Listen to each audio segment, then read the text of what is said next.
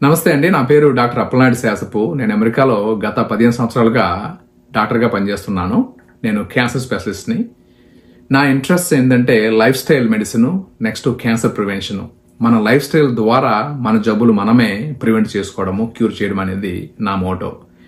ఈరోజు చిన్నపిల్లల గురించి ఒక చిన్న మంచి టాపిక్ గురించి మాట్లాడదాం అన్నమాట. నేను పీడియాట్రిషియన్ కూడా by training.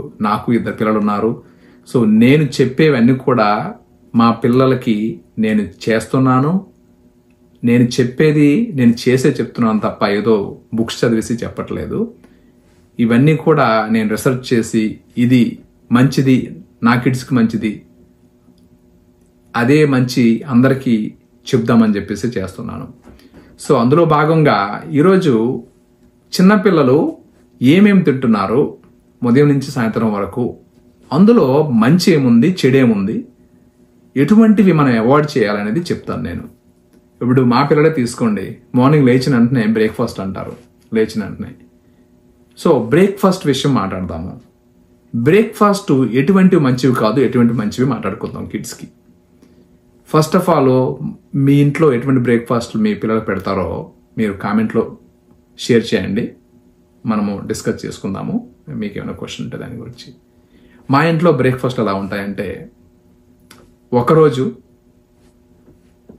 Whole wheat bread toast చేసి పీనట్ బటర్ పెడతాము. మధ్యలో బనానా చిన్న చిన్న స్లైసెస్ పెట్టి పెడతాము. అదొక రోజు.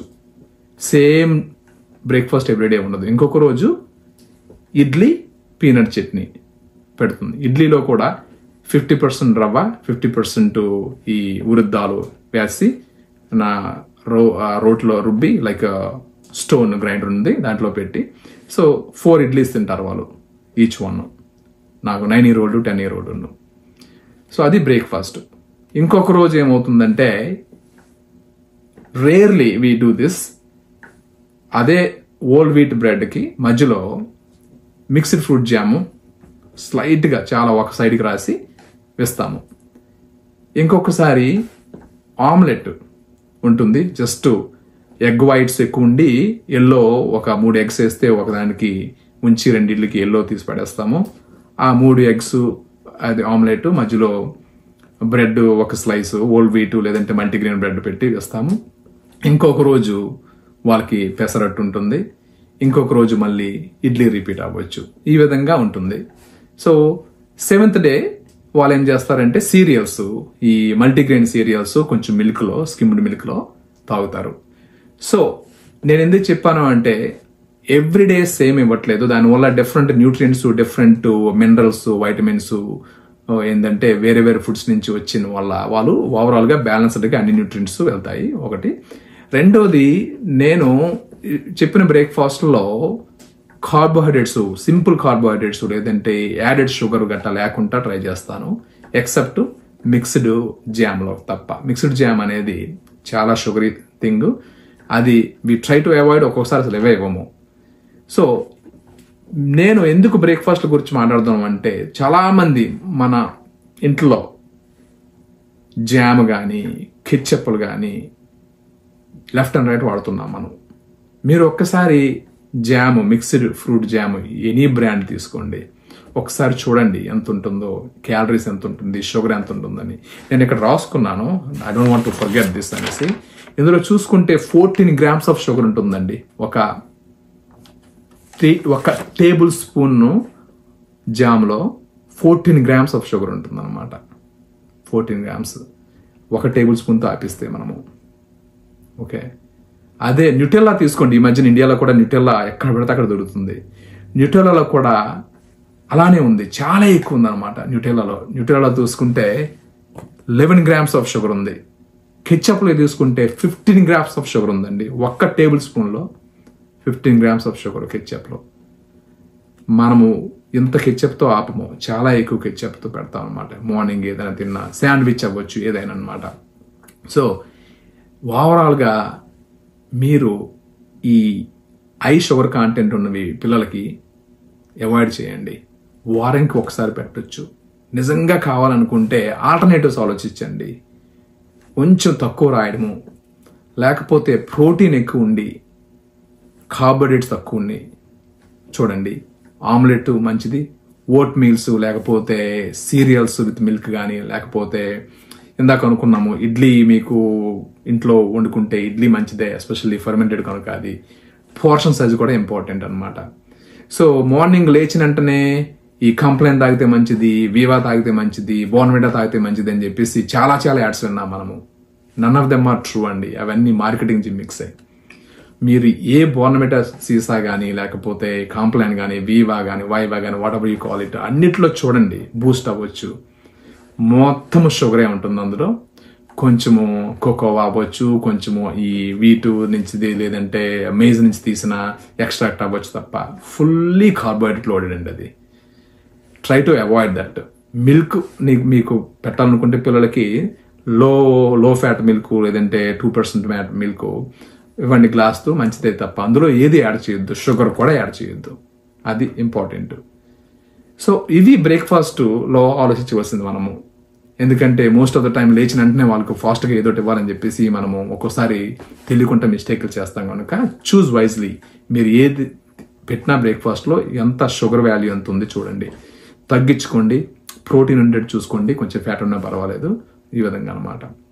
సో లంచ్కి వచ్చామనుకోండి, లంచ్లో మనము సౌత్ ఇండియాలో ఎస్పెషల్లీ ఆంధ్రప్రదేశ్ అవ్వచ్చు, తెలంగాణ అవ్వచ్చు, ఎక్కువ లంచ్ అంటే మనకి ఇంట్లో ఉంటే పిల్లలు రైస్ ప్లస్ సంథింగ్ ఎల్స్ ఉంటుంది. అదే స్కూల్కి పంపించామనుకోండి, బాక్సుల కింద మేబీ రైస్, కొంచెం పప్పు, లేదంటే ఎగ్స్ ఇలా పంపించవచ్చు, లేదంటే పెరుగన్నం పంపించవచ్చు, లేకపోతే శాండ్విచ్లు పంపించవచ్చు.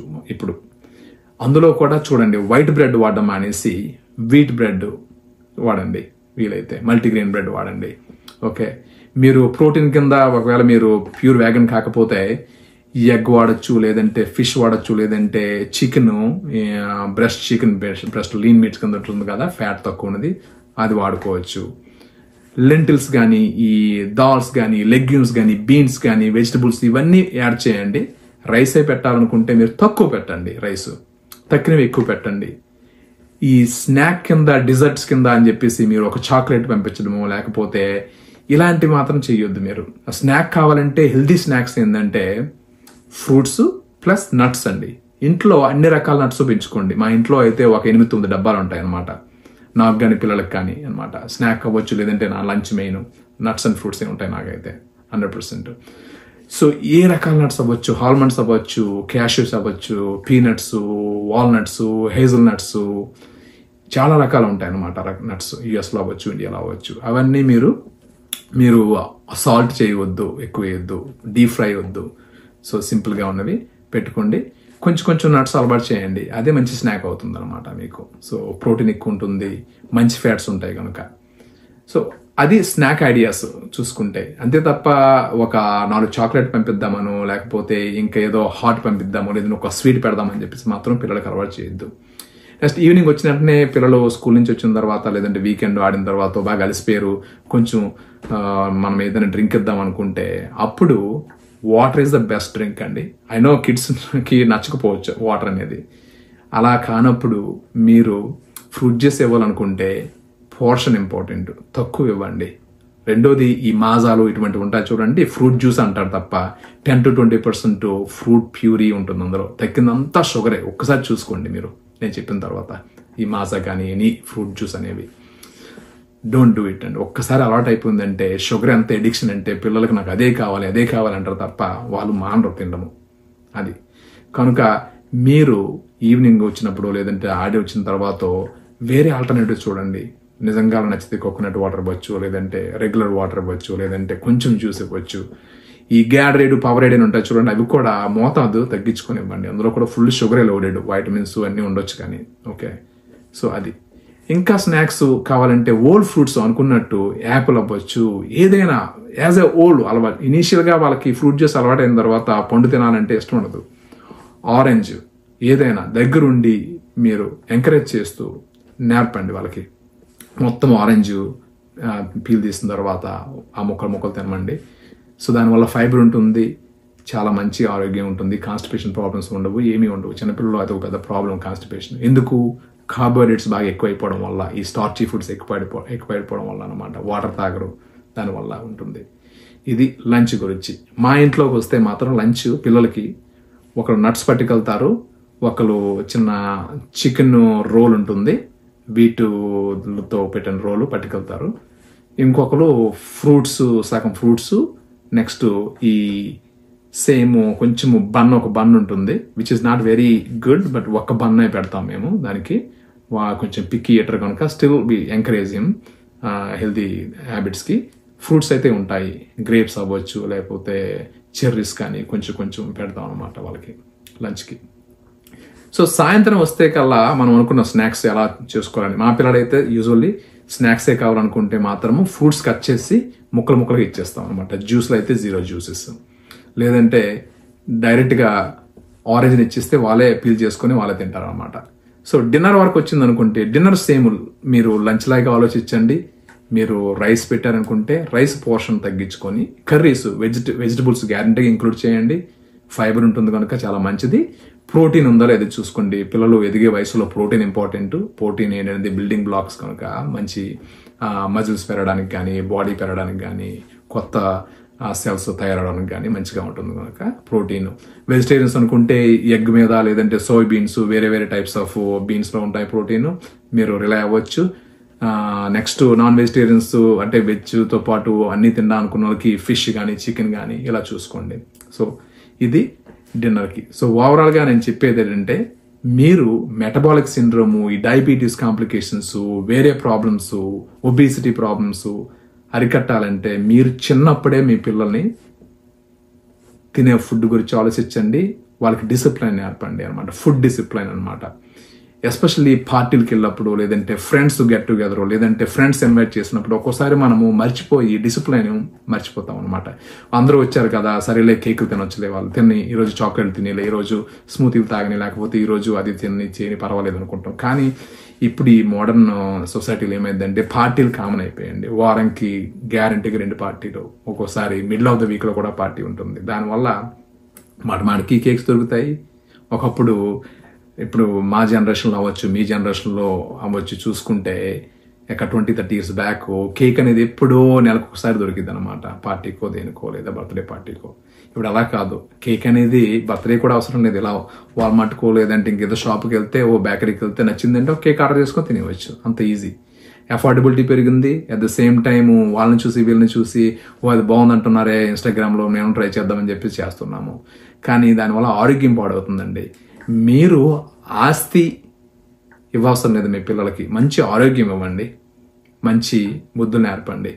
ఆరోగ్యము ఎందుకు మంచిగా తినాలి, తింటే ఏంటి లాభము వాళ్ళకి చెప్తే లైఫ్ లాంగ్గా వాళ్ళు గుర్తుంటుంది, అలానే కంటిన్యూ అవుతారు. కనుక ఆరోగ్యమే మహాభాగ్యం అంటారు చూడండి, అది ఇంపార్టెంట్ అనమాట. సో పిల్లలకి అది పెట్టండి మీరు.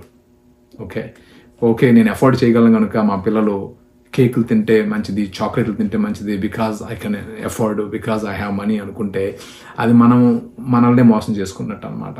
సో మీరు అలా చేయరు, కానీ చెప్తున్నాను అనమాట. కొంతమంది అలా విధంగా ఆలోచిస్తే మాత్రము అది రైట్ కాదని చెప్పేసి. ఈరోజు ఇన్ జనరల్ అంటే ఇన్ కంక్లూజన్గా చెప్పాల్సింది ఏంటంటే, ఈరోజు ఇప్పుడు మనం మాట్లాడుకున్న దాంట్లో important thing, kids added sugars ఏ విధంగా అయినా మీరు తగ్గించండి. చాలా ఈజీ ఈ సొసైటీలో యాడెడ్ షుగర్, ఎక్స్ట్రా షుగరు పిల్లలకి దొరకడం అనేది ఎక్కడ పెడితే అక్కడే ఉంటుంది. చాక్లెట్స్ అని, డ్రింక్స్ అని, అదని ఇదని. కనుక మీరు జాగ్రత్తగా మీ పిల్లలకి చెప్పండి ఇది మంచిది కాదని చెప్పేసి. Balanced diet important, high protein diet, fibre ఉండాలి పిల్లలకి. So at the same time వీటితో పాటు చిన్న extra tip, physical fitness, exercise, activity. So వాళ్ళని అలా ఇంట్లో కూర్చొని పెట్టొద్దండి, బయటికి పంపించి గేమ్స్ ఆడించండి, ఆడుకోమని చెప్పండి, రన్ చేయమని చెప్పండి, కొట్టుకోమని చెప్పండి. కానీ ఇంట్లో వీడియో గేమ్స్ అని, టీవీ అని చెప్పేసి మాత్రం కూర్చునిపోవద్దు. మీకు టైం ఉన్నా లేకపోయినా వాళ్ళ కోసం టైం పెట్టుకొని ఒక పార్క్ తీసుకెళ్ళో, బీచ్కి తీసుకెళ్ళో, లెట్ దెమ్ రన్.